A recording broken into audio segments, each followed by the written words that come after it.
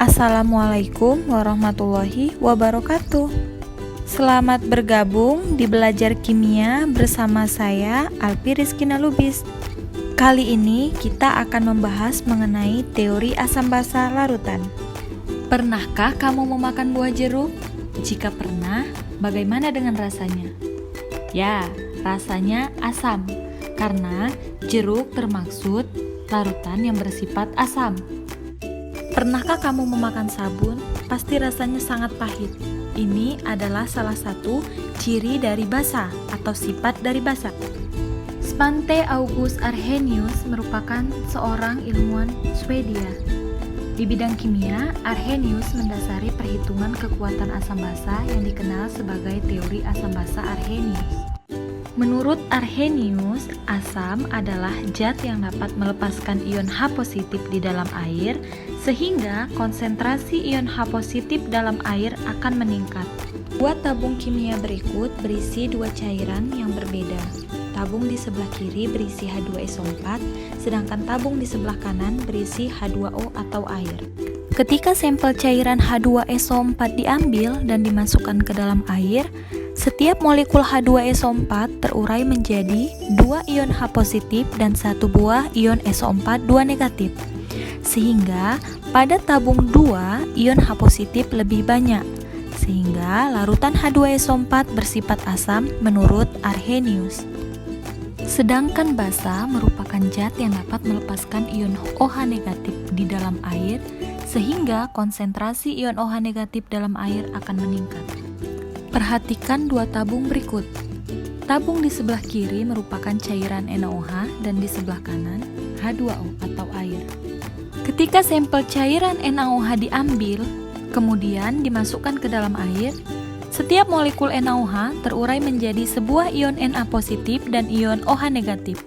Nah, pada tabung 2 banyak mengandung ion OH negatif, sehingga larutan NaOH bersifat basa.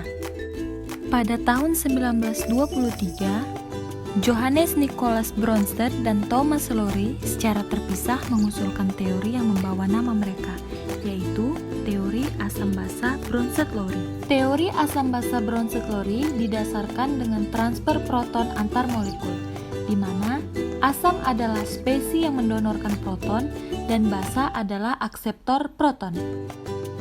Jika kita lihat reaksi berikut, HCl merupakan donor proton dan NH3 merupakan akseptor, sehingga HCl adalah asam dan NH3 adalah basa.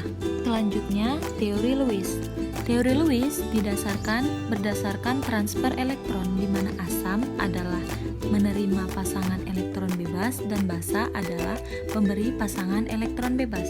Jika kita lihat reaksi berikut, NH3 adalah basa Lewis karena dapat menyumbangkan pasangan elektron bebasnya, sedangkan BF3 merupakan asam Lewis karena mampu menerima pasangan elektron bebas. Sifat asam memiliki nilai pH kurang dari 7, rasanya masam, bereaksi dengan basa menghasilkan air dan senyawa garam, dapat mengubah kertas lakmus biru menjadi merah. Sifat basa mengubah kertas lakmus merah menjadi biru, terasa licin jika mengenai kulit, memiliki pH lebih dari 7, rasanya getir atau pahit. Menentukan pH larutan dapat dilakukan dengan berbagai macam cara. 1. Indikator universal dengan kertas pH, kertas lakmus, pH meter, dan indikator alami. Kertas lakmus adalah indikator kertas berupa kertas serap yang akan mengalami perubahan warna jika dicelupkan ke larutan yang bersifat asam maupun basa.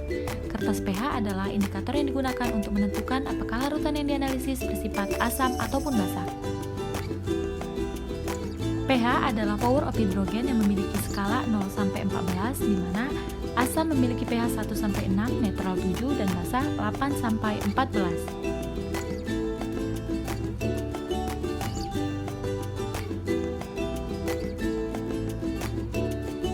pH meter. Penggunaan alat ini dengan cara dicelupkan pada larutan yang akan diuji. Pada pH akan muncul angka skala. Selanjutnya, indikator alami. Indikator alami dapat berupa daun, mahkota bunga, kunyit, dan lain sebagainya yang digunakan sebagai indikator asam basa. Nah, demikian tadi pembahasan mengenai teori asam basa. Sampai jumpa di video berikutnya. Semoga bermanfaat. Assalamualaikum warahmatullahi wabarakatuh.